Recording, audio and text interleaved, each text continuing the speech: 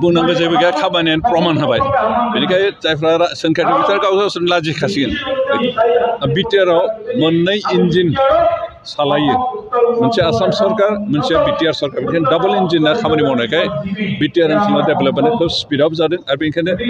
दिनै जाय गामि ओनसोलखौ सोसनदों बेखौ लानानै अन्ततः आसामनि जायफ्रा हेंथा होग्रा बिथांमोना रंजानोसो नांगौ दिनै थामथि बोसोरारि सान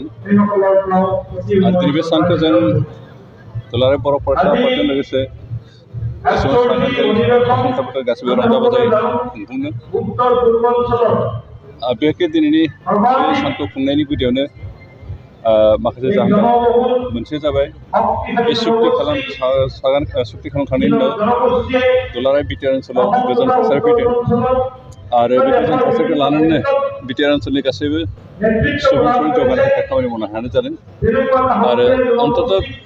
बिटिआरआव सिगाङाव जिबायदि सरकार दंमोन जिखुनु सिस्टेम गैया खुनु नीति गैया बेखौ जों बोस्रांनानै मोनसे सिस्टेमाव लाबोनो हानाय जादों आरो बे थांनाय बोसोरथाम सुक्ति जाखांनानै जे थांनाय बोसोरथाम बेयो दुलाराय ओनसोलनि थाखाय जोबोद मोजां रंजाथाव गोजोन थासारि गोनां आरो जौगानाय बायदि मोनसे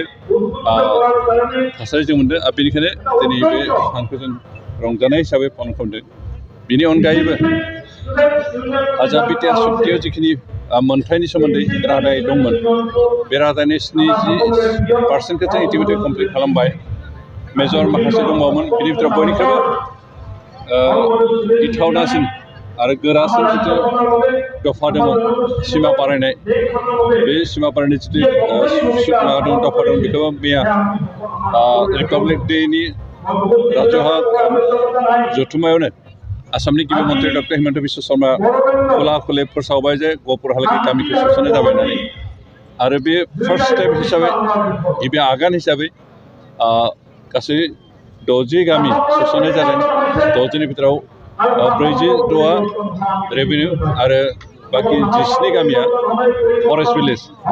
आरो बेयो जोंनि थाखाय मोनसे लामा खेवबाय आरो बे जोंहा गहपुरहालागै सिमा जे बांसिन बे खाथां जाखाबाय बेनिखायनो मेजर जिथु जोंनि दफा दंमोन बे इमप्लिमेन्ट जाबाय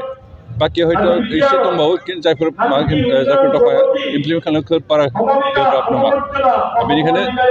बे इम्पर्टेन्ट क्लज जोंनि बर' माबानि सुक्तिनि जिथु क्लजमोन बेखौ इमप्लिमेन्ट खालामनाय हानायखाय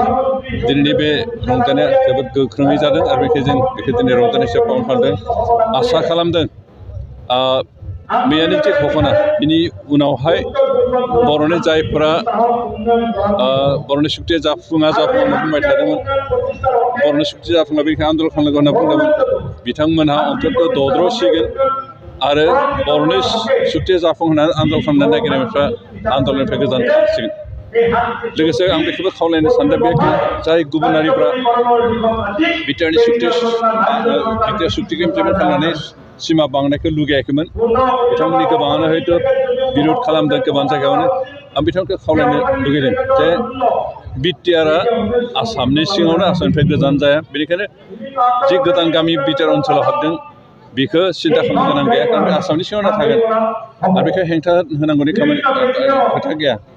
जे बिटिआरआ आसामनिफ्राय गुबुन जानायमोनब्ला बेयाव हाबोमोनब्ला हेंथा होजागौमोन खिन्थु बिटिआरआ आसामनि सिङावनो आनखि दा बुंनो थाङोब्ला बिटिआर ओनसोलाव गोदो बिटिआर जायै समाव जोबोद गोग्लैसोनानै थानाय अबस्थामोन बिटिआर जानायनि समाव उनावहाय बे ओनसोला लासैनो गासै बिथिङाव जौगानो हाबाय हयथ' दासिमहालागै बिटिआर जायोब्ला बेखिनि डेभेलपमेन्टआ बेखिनि ओनसोलाव जानाय नङामोन दा बिटिआरनि बाहेरायाव जायफोर गामिखौ जों सोसनदों बे दासिमहालागै गोग्लैसोना थानाय कारण हानि पाट्टाबो गैया लामा सामा गैया स्कुल बायदिसिना बेबस्था गैया दै लोंनाय बेबस्था गैया बेबायदि अबस्थायाव गोग्लैना दं बेनि गाबोन बिटिआरआव हाबजानाय लोगो लोगो बिनि डेभेलपमेन्टआ स्पिड आप जागोन मानोना बिटिआरआव मोननै इन्जिन सालायो मोनसे आसाम सरकार मोनसे बिटिआर सरकार बेनिखायनो डाबल इन्जिना खामानि मावनायखाय बिटिआर ओनसोलाव डेभेलपमेन्टआ खोब स्पिडआप जादों आरो बेनिखायनो दिनै जाय गामि ओनसोलखौ सोसनदों बेखौ लानानै अन्ततः आसामनि जायफ्रा हेंथा होग्रा बिथांमोना रंजानोसो नांगौ जे बिटिआर हाबनाय माने बे ओनसोला डेभेलप जासिगोन आरो आसाम सरकारा जिखौ हायाखैमोन बिटिआरनि सिङाव बेखौ हासिगोन बे बाथ्राखौ साननानै दिनै जायफ्रा हेंथा होग्रा बे हेंथा होग्रा फर्सफोर बिथांमोना अन्ततः गोजोनसो मोननांगौ गोजोननांगौसो रंजानांगौसो बेनिखायनो खावलायदों जायफ्रा प्रतिरद खालामदों जायफ्रा हेंथा होदों बिथांमोना जाय खोथाखौ सिन्था खालामनो हेंथा होलासेनो गोसो गोथारै बरायो जाहाथे जोंनि ओनसोला डेभेलप जायो। खोथाव जेनेबा गबिन्द बसुमतारी जेबो खामानि मावाखै बेबायदि माखासे समाव बुंदोंमोन दिनै बिथांमोननि थाखाय मा बुंनो सार? बुंनांगौ जेबो गैया खामानियानो प्रमान होबाय बेनिखायनो जायफ्रा सोंखारिदों बिसोर गावसोर लाजिखासिगोन बेखौ आं जेबो बुंनो सानाखै माथ्र बिथांमोना खोथा बुंनाय समाव मोजाङै सानै हयै बुंब्ला मोजां खारन जि सुक्ति खालामबाय बे सुक्तिखौ इमप्लिमेन्ट खालामगोन होननानै दिनै भारतनि गाहाय मन्त्रि भारतनि नखर बिफाननि मन्त्रि